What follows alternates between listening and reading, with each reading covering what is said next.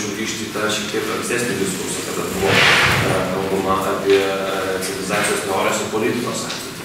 Tai jeigu gerbiamo Vytauto ir Antano pranešimuose mes matome tą situaciją, kada politika tarsi yra atspindėta tam tikrose teorijose arba priešingai, pavyzdžiui, tam tikros radikalesnės teorijos tampa panaudojamos naujose geopolitinėse procesuose. Tai ir tuo pačiu metu tai tarsi ardo tą tokį civilizacijos teorijos lauką ir jisai tarsi suskaido tokį tradicinį unifikuotą požiūrį į civilizaciją. Tai mano šita perspektyva yra šiek tiek priešinga. Aš pasirinkau UNESCO temą kaip vieną iš tokių bandymų, jeigu labai apibendrinant iš karto pasakyčiau, vieną iš tokių bandymų tarsi priešintis kažkokiai civilizaciniai entropijai daugiau. Ir čia kaip tik mes pakalbėjome tokią gana paradoksalią situaciją, nes UNESCO, kaip ir aš bandysiu čia papasakoti jums, arba priminti, jeigu taip patys žinot, stengiasi išsaugoti būtent tą kultūrinę įvairovę. Bet tas mechanizmas, kaip jis yra sukurtas ir kaip jis yra taikomas, jisai kaip tik tarsi atspindi tą daugiau tokį tradicinį požiūrį į tam tikrą vientisą bendrą lauką kultūrinio proceso, kuriam apibrėžti bandoma surasti tokią daugiau politinę priemonę suderintą konsensuso būdu arba derybų būdu suderintą tokios kultūrinės diplomatijos terminologiją. Ir dėl to tie dokumentai, apie kuriuos aš esu pasiruošęs kalbėti, jie kaip tik yra ir rezultatai tokio gan ilgo proceso, kada visos šalis, beveik 200 valstybėje atstovai diskutuoja, būdina sąvokas, ilgai tarėsi, ginčiasi, labai daug įvairių tenais tokių išstorių, kurių nesimato paviršių ir galiausiai yra pagimdomas tekstas, kuris tampa teisinė norma. Tai mes esame tokia tikrovė, kur egzistuoja tokie tarptautiniai teisiniai mechanizmai, kurie bando vėlgi tarsi iš visiškai priešingos pusės pažiūrėti į tą vietos, kaip jūs matėt, kada vieta yra pati ta pirminė tikrovė, iš kurios atsiranda kažkoks gaivalas ir noras filosofuoti.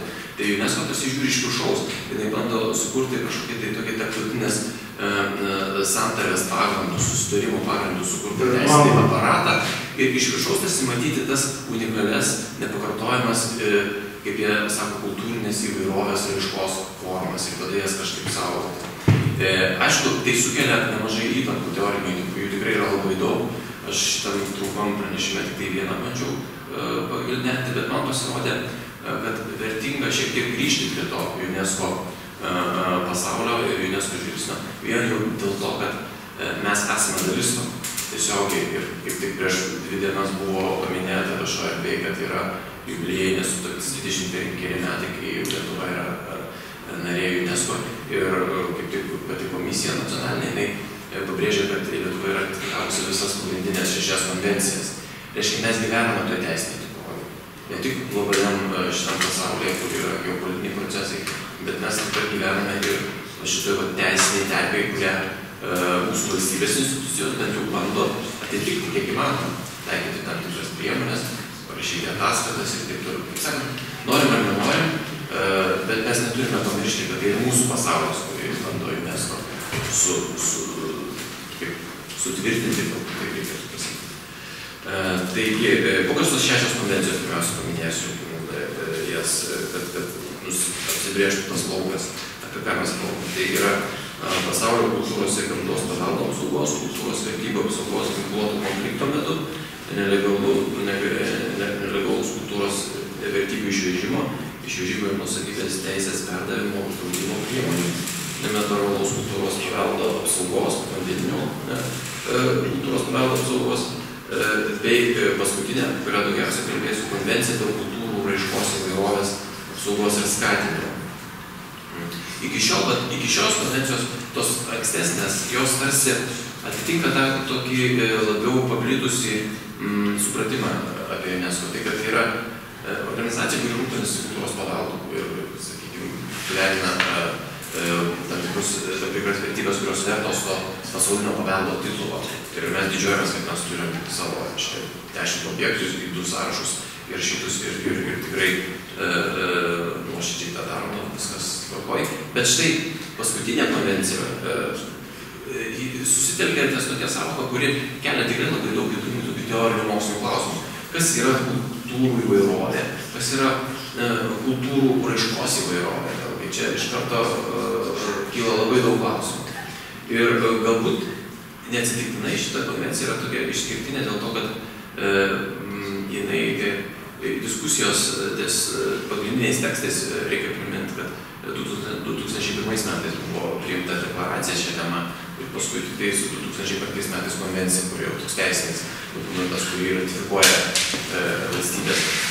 Pati diskusija prasidėjo dar 20 amžiaus pabaigoje 20 metais ir įgavo tikrai labai platų mastą. Skirtingais laikotarpiais, skirtingose geopolitinėse situacijose ta diskusija įgaudavo vis skirtingą atspalvį. Ir galutinis tekstas jisai tikrai atspindi labai įvairių procesų rezultatus. Kaip pavyzdį galima būtų tiesiog paimti ir sulyginti tą diapazoną klausimų, kurios apima šitą problematiką. Tai viena vertus Prancūzija išreiškia tokią baimę, kad Holivudo produkcija stelbia jų kino sektorių. Ir tai yra, mes tą puikiai suprantame, Europos kinas jisai yra požemas Holivudo produkcijos, nes net yra labai galinga ir taip toliau. Reiškia, kitaip sakant, Prancūzija tokiu būdu pretenduoja į tą kultūrų įvairovės apsaugojimą, reiškia, paveldą, kurį reikia, ar kūrybą šiuo atveju, kurią reikia išsaugoti. Bet čia pat diskusija gali suktis yra apie kokios nors Afrikos tautybės kalbelės išsaugojimą, kuri yra įvairovės dalis.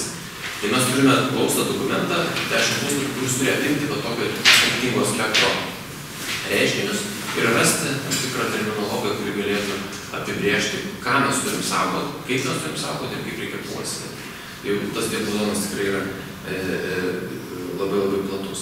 Tai atsigręžiant šiek tiek į pačias ištakas UNESCO, kaip žinia, tai yra specializuota agentūra įsteigta Jungtinių tautų. Ir kas čia, man atrodo, labai svarbu prisiminti, tai kas yra šitą pačią konstitucijų UNESCO. Čia mes matome keletą tokių teorinių elementų, kurie paskui išplėtoti konvencijose. Reiškia, pasak UNESCO konstitucijos, tai būtent švietimą, komunikaciją ir dėmesį kultūrai, taip pat žmogaus teisėm, orumui, lygybei, demokratijai, laiko pagrindinę būtent taikos prielaidą, nes tai organizacija, kuri įkurta po karo iš karto. Čia citata iš konstitucijos. Mintys apie karus gimsta žmonių protuose. Todėl būtent žmonių sąmonėje privalu skiepti taikos gynimo idėją, pasaulio tautų tarpusavio nesupratimas per visą žmonijos istoriją keldavo įtarumą ir nepasitikėjimo, ir iš to radėsi nesutarimai pernelyg dažnai peraugdavo į karus.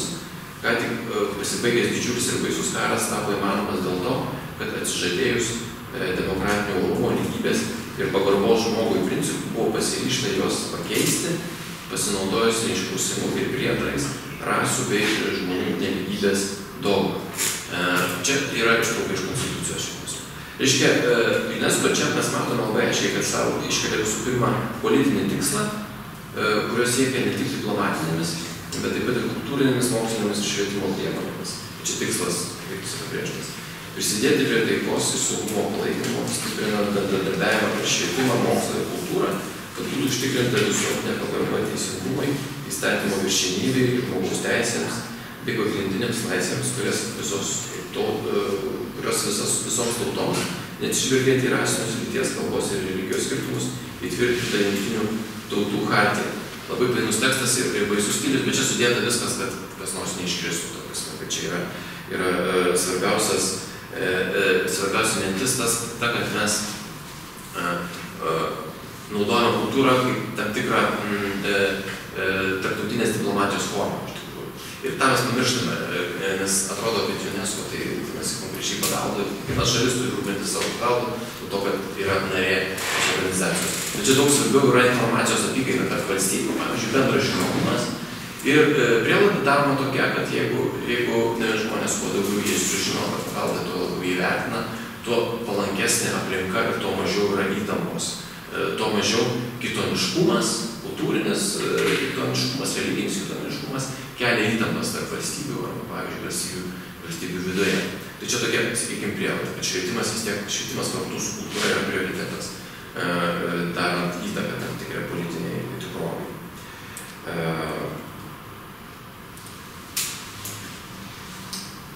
Tai aš šiek tiek praleisiu, nes neturėsiu viso laiko. Tai reiškia, kodėl čia gali būti įdomu mums, iš tikrųjų, bet šitie tekstai. Mokslininko akį UNESCO tekstai intriguoja bent jau dėl dviejų priežasčių. Viena pirma, organizacija drąsiai imasi tokių kultūros, filosofijos, antropologijos, estetikos sąvokų kaip kultūra, simbolinė vertė, kūryba, vertybės ir siekia jas paversti tarptautinės teisės kategorijomis.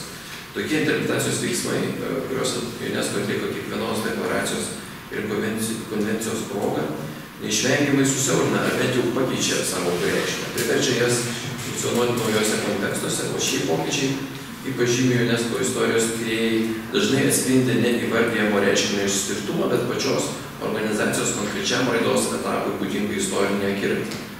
Antra priežastis, kodėl šie tekstai kelia mokslinį smalsumą, yra jų normatyvinė funkcija.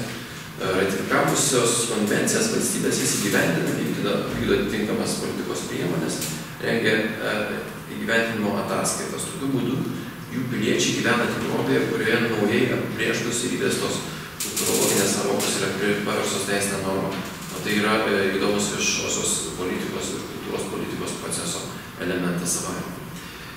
Dabar, jeigu pažiūrėtume į istorijos analizės, kurios analizuoja, kaip keitėsi tos sąvokos istoriniai perspektyvai, tai atkreipia dėmesį tyrinėtojai, kad, pavyzdžiui, kultūros ir kultūros įvairovės samprata, jinai patyrė tokias 4 stambesnės transformacijas, priklausomai nuo to, koks kontekstas tuo metu buvo aktualesnis UNESCO, arba bent jau kuriame jinai bandė susivokti savo misiją suvokti.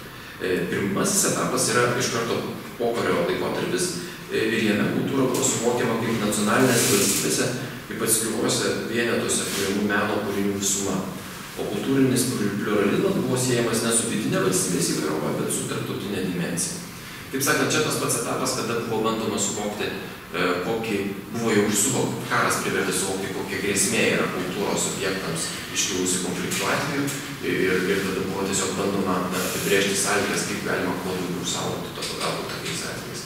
Tai pati ta ginkluotų šito konflikto atveju konvencija iš tikrųjų pakankamai įdomus dokumentas, ta prasme, kad ten susitarė tos valstybės, kurios galbūt taps priešinkimis kare. Ir kaip tik konvencija bando nustatyti jų pareigas toje situacijoje. Tai, pavyzdžiui, mums atrodo, kad karas susprogdina bet kokį lauką teisinį. Bet yra konvencijos, aišku, yra ir Ženevos konvencija ir kitos, kurios bent jau tikimasi, kad jos išsaugos kažkokį tai tarptautinį teisės lauką šitos žodžius. Tai UNESCO iš karto kreipia dėmesį būtent į jį. Tai čia pirmas etapas. Toliau, reiškia, antrajame etape sąvoka kultūra įgavo platesnę reikšmę ir tapo siejama su tapatumu. Pasak vienos iš tyrėjų, ši konotacija stiprėjo šaltojo karo metu, kuomet pasaulyje didėjo pasipriešinimas galimų valstybių dominavimui bei imperialistiniai ir totalitariniai ideologijai. Šaltojo karo metu, reiškia, tapatumo sąvoka patenka į UNESCO akiratį būtent tuo momentu. Ir čia, aišku, čia jau plečiasi kultūros samprata. Mes čia turim jau artefaktų simbolinę vertę, labai įdomi, bet jų būtent simbolinė vertė, ta prasme, kaip jungianti bendruomenės. Kita dimensija prisijungia. Trečiasis etapas, jame kultūra tapo siejama su vystymosi, su plėtros kategorija. Ir čia, reiškia, vėlgi yra sąsajos su tais tūkstantmečio vystymosi tikslais ir panašiai, kaip sakant, sustainable development ideologija įsiterpia į kultūros sąvokos vartojimo akiratį. Tada dabar jau esame ketvirtajame, dabartinėme etape, jo kultūra yra suprantama dar plačiau ir atitinka, tai ne pagrindinės diskusijas, kuriuose svarstomos pačios įvairiausios žmogaus teisės. Pavyzdžiui, šiuo atveju susiliejo horizontai, pavyzdžiui, prigimtinių žmogaus teisų, tai yra visuotinės žmogaus teisų deklaracijos akiratis, ima susilieti su kultūros sampratos akiračiu. Ir tokiu atveju galima būtų pasakyti, kad samprata išsiplečia, bet jinai taip pat ir labai detalizuojasi, nes mes galim kalbėti apie įvairių mažumų kultūrą šitam kontekste ir kas dar labiau svarbu, man atrodo, vėliau aš tą bandau dar labiau paryškinti, kalbam apie asmens teisės šitoje vietoje.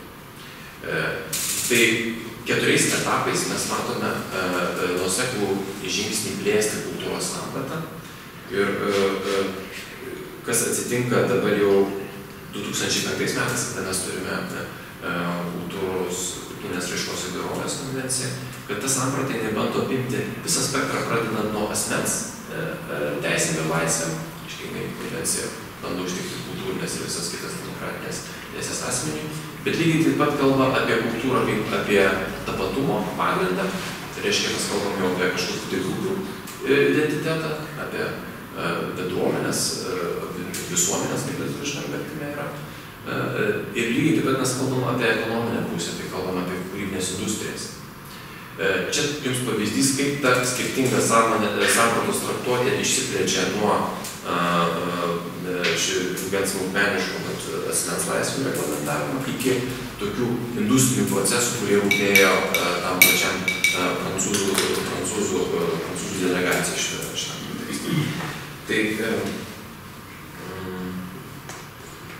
aš tada turėjau dar nemažai citatų, bet nepamakinsiu, kad stalas labai sunkiai iš šitų dokumentų, bet aš norėčiau pagrindinę dalyką pabaigai išryškinti taip.